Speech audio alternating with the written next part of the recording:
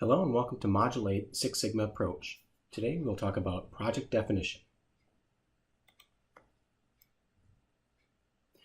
The starting point for defining a Six Sigma project begins with a project charter, which is a document to provide an overview of the project.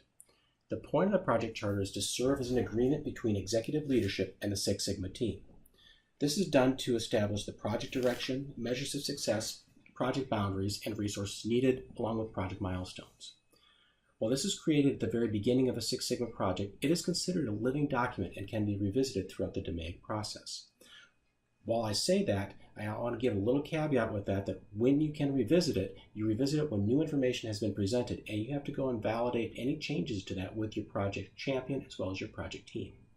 The project charter form itself will vary from organization to organization, but ultimately will have the same fundamental components as outlined here. Ultimately, the formats of project charters may vary slightly between the different industries and organizations. This could be because of different needs, different priorities, or just different preferences of the companies. Regardless of the design of the particular component, they all will have the same fundamental components. They all will state the background in the business case, why this is something that needs to be done, the problem statement, the goal statement, and the scope. Other things that might be considered would be financial savings, other non-financial benefits according with the projects, timelines, milestones, and other interdependent efforts that could impact the product. It could impact the project.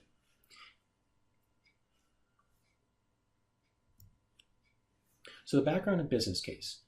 The point of this is to understand what is the effort that you are trying to do and why are you trying to do this project? What is the current pain? What is the financial opportunity? What are the potential non-financial benefits to the organization? Things such as member experience, improved quality, increased customer satisfaction, market share. How does it link to those organizational goals? And another way to look at this is, what is the risk of not doing the project? Yes, it may save a certain amount of money, but what happens if you don't do it? And that's how you quantify and establish why this is something that should be done, and you're making the case of why this is a project that should be resourced. Problem statements typically come at the very beginning, and these are used to describe the problem or the opportunity in clear, concise, measurable terms. The point of a problem statement is to provide clarity and focus on the problem to be solved and to ensure a common understanding across the champion and the project team. Ultimately, a problem statement should be very succinct and very clear and follow certain guidelines. First of all, it should objectively describe the problem. Objectively meaning using terms that are not subjective and that are clear and concise. So for example, instead of saying quality is poor, quality should be at 99%, current quality is at 62%. That is an objective measure. It should identify the severity of the pain. How significant is the issue? It should include measurable facts and data, again, supporting the objective assumption of the problem. It should include specifics, such as where the problem is occurring, how long it's been occurring, and that sort of thing. And it should be concise, 1 to 2 sentences. Sometimes this being concise is one of the biggest challenges of the problem statement. It should not describe the cause of the problem, because the cause, in theory, is unknown, and actually describing cause oftentimes references a potential solution. It should not assign blame or responsibility. It should only state what the problem is, good, bad, or indifferent, but a very factual statement. It should not present a solution. The solution should be unknown or is not a good Six Sigma project. It should not combine multiple problems into one. It should look at one problem in general that this project should need to address. And it should not state an opinion. This should be a very factual measure that cannot be argued with anything other than relevant facts and data.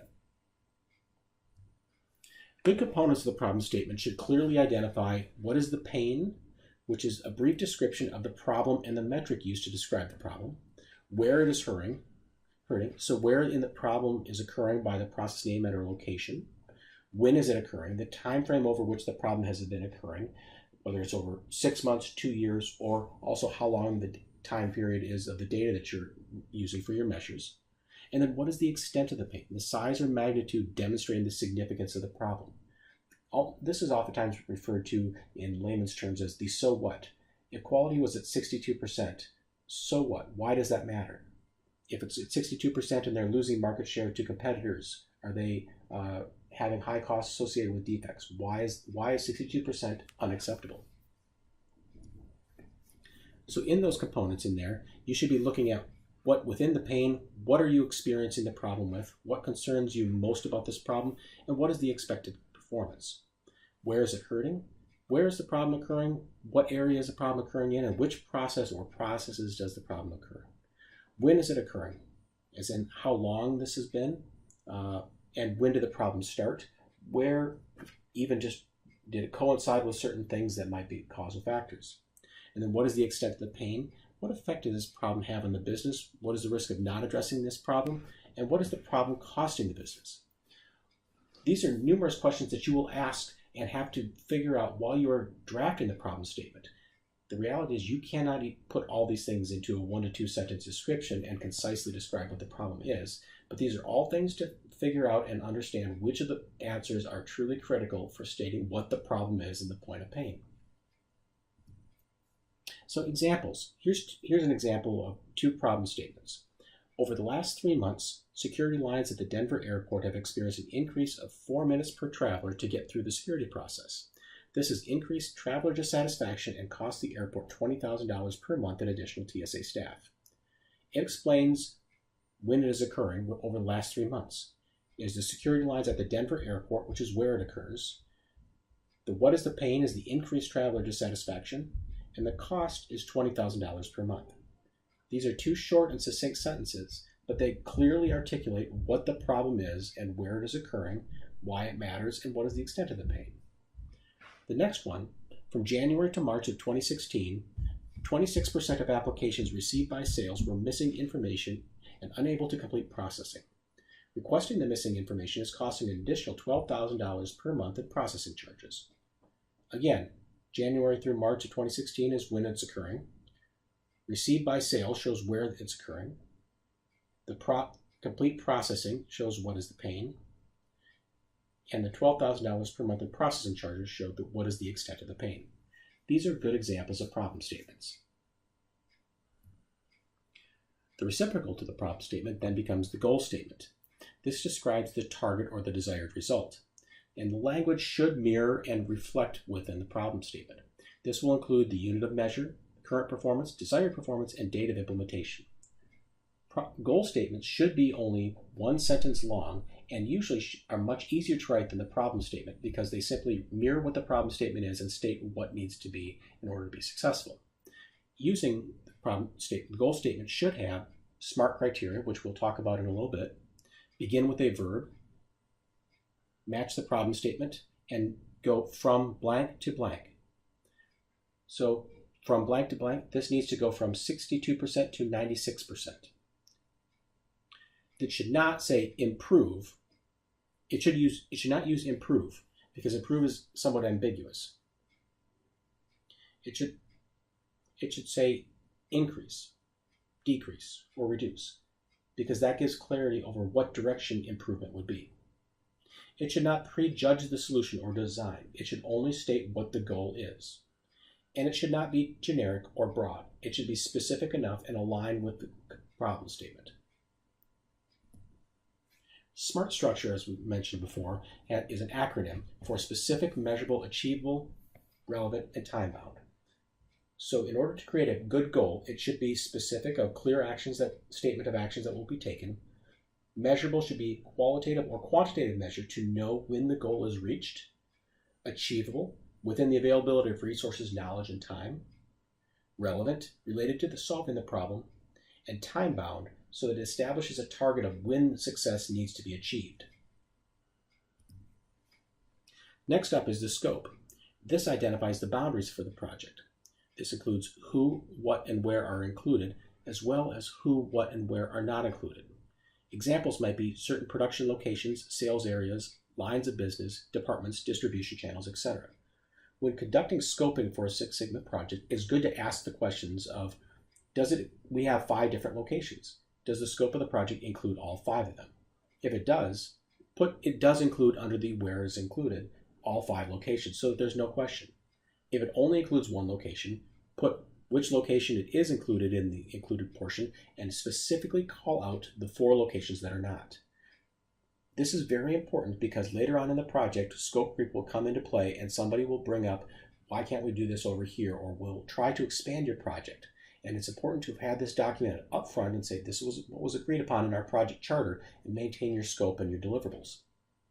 This is what's commonly called scope creep and is a common factor in Six Sigma projects as well as other types of lean, DMAIC, or project management types of projects. Sybok is a tool for understanding your processes at a very high level.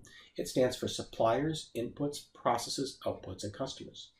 At its format, a Sybok runs across from left to right in those SIPOC letters. This presents a high view of the process to show that the entire process is visible at a glance. It boils down your entire process into 5 to 7 steps to make clear what it is that is being processed at a high level and identify what are all the relevant suppliers and inputs and outputs and customers that need to happen. It also ensures the team members are viewing the process in the same way prior to starting the detailed work. It improves the understanding of what the process is producing and for whom and who is contributing to the process. It helps teams determine where more detailed process mapping may be needed and serves as a communication tool regarding the context and/or specific focus of a project. Sybok is one of the more powerful tools that can be leveraged in the very early stages of a DMAIC project.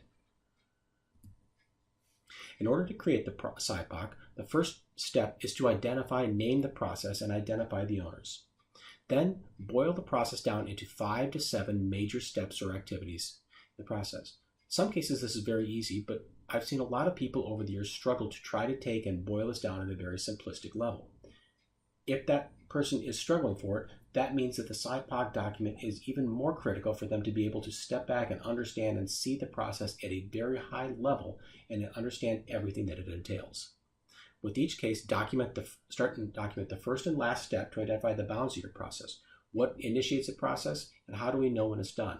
And that find the 4 to 6 steps in between. Use the verb-noun approach. So when you're describing a process step, complete application, assemble part, ship product. Use the verb-noun approach when describing them. Then list the outputs. So what the process produces. And output should be nouns because it's a physical thing, or even if it's a service. List the customers. So customers are who receives the output, including who are the customers at individual steps, and it could be internal to the organization. Then list the inputs. The inputs for each step of what information or physical material is needed in order to complete the step. These should be nouns as well.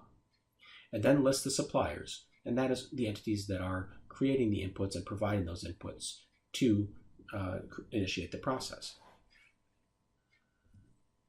This is an example of a Sybok. In this case here, suppliers, inputs, process, outputs, and customers flows from left to right, as you can see. So the first step, again, just like we discussed, is list the 4 to 7 steps within the process. Using an oil change process, those steps could be check in the customer, put the car on the rack, change the oil, take the car off the rack, and then check out the customer. The next step would be to identify the outputs for each. For example, the output of checking in the customer might be initiated paperwork. The third step would be to list the customers for each respective step of the process.